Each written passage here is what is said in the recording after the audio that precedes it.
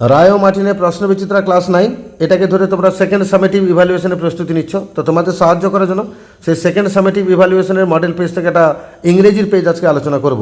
আজকে আমরা আলোচনা করব model question paper 5 government girls high school Jalpaiguri. এটা রয়েছে পেজ নাম্বার 102। একের জায়গায় রিড দ্য প্যাসেজ, একটা প্যাসেজ পড়তে হবে। With a loud scream he fell outwards and downwards into space. প্রচণ্ড জোরে আর্তনাদ করেছে, নিচের দিকে পড়ছিল। এটার মধ্যে নেওয়া হয়েছে হিজ ফার্স্ট ফ্লাইট, ওই গদ্য থেকে। লাইনগুলোর মানে আর বলছি না, প্রশ্নোত্তর মধ্যে শোনো। এর আগে কমপ্লিট দ্য ফলোয়িং সেন্টেন্স, বাক্যগুলোকে পূরণ করো। The seagull's heart stood still, ওই শঙ্খচিলের হৃৎপিণ্ডটা স্তব্ধ হয়ে দাঁড়িয়ে গেল। When he was falling outwards and downwards in space, যখন সে নিচের দিকে মহাশূন্যে পড়ছিল তখনই তার হৃৎপিণ্ডের স্পন্দনটা প্রায় বন্ধ হওয়ার উপক্রম হচ্ছিল। দুই থেকে he uttered a joyous scream and flapped wings again, সে একটা আনন্দে চিৎকার করলো এবং ডানাগুলোকে আরেকবার ঝাপটালো। বি দাগে আনসার দ্য ফলোয়িং কোশ্চেন, দুখানা কোশ্চেন আছে, উত্তর দিতে বলেছে। একের দাগে what happened when the seagull soar upwards, কী ঘটলো যখন শঙ্খচিল উপরের দিকে উঠছিল। তো আমরা উত্তর দেবো he soar higher, his mother flew past him, her wings making a loud noise, he answered her with another scream. তাহলে এই যে ব্র্যাকেট দেওয়া অংশটা আছে এটাই একের দাগের উত্তর। দুই দাগে why was he no longer afraid, শঙ্খচিলটা আর ভয় পাচ্ছিল না কেন। তার উত্তরে আমরা লিখব when he felt his wings spread outwards and he was not falling headlong, he was no longer afraid. যখন সে দেখলো তার ডানাগুলো মেলে যাচ্ছে আপনা আপনি এবং সে আর মাথা নিচু করে খাড়াভাবে পড়ছে না, তখনই সে আর কিন্তু ভয় পাচ্ছিল না। দুইয়ের জায়গাটা পোয়েম দেওয়া আছে। The damp stands in the long green grass, সে স্যাঁতস্যাঁতে ভাবটা রয়েছে লম্বা সবুজ ঘাসের উপরে। লাইনগুলো মানে আর বলছি না, ওই mild the mist upon the hill ওই কবিতা থেকে নেওয়া হয়েছে। তো প্রশ্নগুলো দেখো, write the name of the poem and the poet, কবির নাম আর কবিতার নাম লিখতে বলেছে। তো কবিতার নাম হচ্ছে mild the mist upon the hill, আর কবির নাম হচ্ছে এমিলি জেন ব্রন্টে। পুরো বাক্যেই লিখবে the name of the poem is বলে কবিতার নামটা লিখবে, আর the name of the poet is বলে কবির নামটা লিখবে। আর what does the morning tears refer to, morning tears কাকে বলা হয়েছে? উত্তর লিখবে morning tears mean the heavy dew drops gathered on the grass. Morning tear বলতে হচ্ছে ভারী ভারী শিশির বিন্দুকে বলা হয়েছে যেগুলো ঘাসের উপর জমে। একটা আনসিন দিয়েছে, পড়ছি শোনো। Pavich Kesavawong, deputy director general of the government's department of climate change and environment warned that Bangkok might not be able to adapt with the world on its current warming pathway.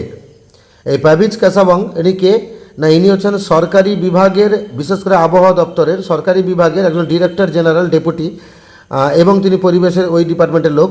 তিনি ব্যাংকককে সতর্ক করেছেন যে আগামী দিনে কিন্তু যে হারে global warming বা ভুবন উষ্ণায়ন হচ্ছে, উষ্ণতা বাড়ছে, তার সেই জিনিসটার সঙ্গে ব্যাংকক হয়তো মানিয়ে নিতে পারবে না। Thailand is suffering the effects of climate change across a range of sectors.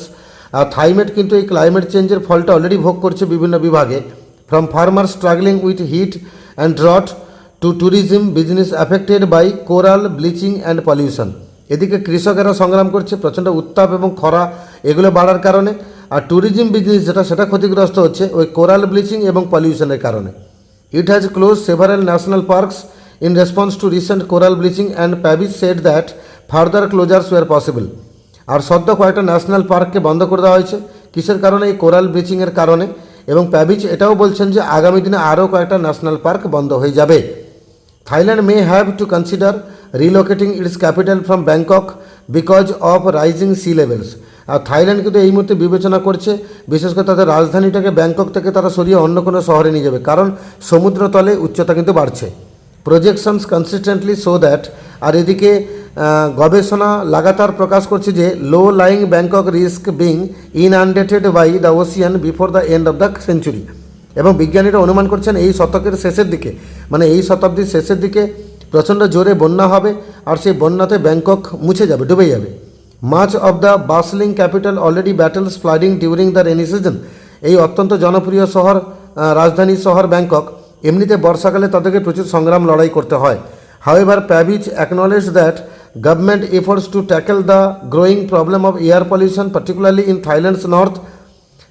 প্যাভলিচ এটাও স্বীকার করেছেন যে সরকারি যে প্রচেষ্টা যাতে বায়ু দূষণকে কমানো যায় বিশেষ করে উত্তর থাইল্যান্ডে had yet to bear fruit, কিন্তু সেটা এখনও ফলপ্রসূ হয়নি। The agricultural sector is very challenging for us, কৃষি বিভাগ আমাদের কাছে রীতিমতো challenging. He said, referring to continued post-harvest burning, that is a major contributor to seasonal hedge. এবং তিনি বলছেন যে ফসল তোলার পরে ওই জমিতে শুকনো ফসলের গাছগুলোকে পুড়িয়ে যে বায়ু দূষণটা ঘটানো হয় সেটা কিন্তু ঋতু পরিবর্তনের জন্য একটা বিশাল বড় সমস্যা তৈরি করছে। An improvement is not likely for several years, অন্তত আগামী কয়েক বছর কোনো উন্নতির সম্ভাবনা নেই। More immediately his department part of the ministry of natural resources and environment is pushing Thailand's first climate change legislation. আর সঙ্গে সঙ্গে তার বিভাগ যেটা মিনিস্ট্রি ন্যাচারাল রিসোর্স এনভায়রনমেন্টের মিনিস্ট্রি, তারা কিন্তু থাইল্যান্ডে যে প্রথম জলবায়ু পরিবর্তনটাকে তারা পিছোচ্ছেন। Which has been the works since অ্যাটলিস্ট 2019 but was সেলফড during the COVID-19 pandemic. তো 2019 সালে উদ্যোগটা গ্রহণ করা হয়েছিল, কিন্তু পরবর্তীতে কোভিড-19 এসে যাওয়ার জন্য জিনিসটা ডিলে হয়ে যায়। Thailand is targeting carbon neutrality by 2050। Thailand আশা করছে কার্বন নিউট্রাল পরিবেশ তৈরি তারা করবে 2050 সাল নাগাদ, অ্যান্ড নেট জিরো বাই 2065।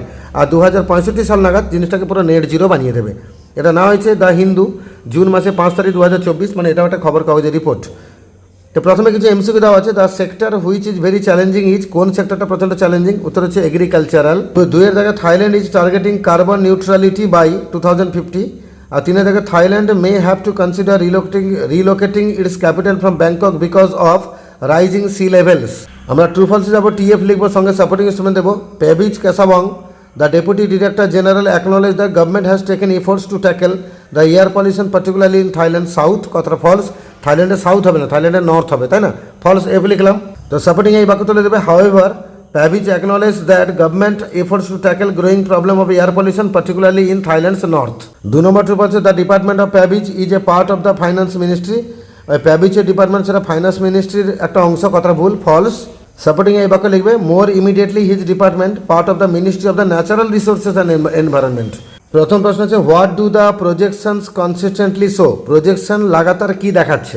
লিখবে, projections consistently show that low lying Bangkok risk being inundated by the ocean before the end of the century. তাহলে প্রজেকশনস থেকে সেঞ্চুরি অবধি। 2 জায়গায় আছে, what is the major contributor to seasonal haze? মানে ঋতুভিত্তিক যে আপত্তিটা তৈরি হচ্ছে, সমস্যা তৈরি হচ্ছে, তার জন্য মূল কন্ট্রিবিউটার মানে অবদানকারীটা কে? এটা লিখবে, continued post harvest burning that is major contributor to seasonal haze. 3 জায়গায় আছে, how is Thailand suffering the effects of climate change? Thailand এই জলবায়ু পরিবর্তনের প্রভাবটাকে কিভাবে সাফার করছে? তার উত্তর লিখবে, Thailand is suffering the effects of climate change across the range of the sectors from farmers struggling with heat and drought to tourism business affected by the coral bleaching and pollution.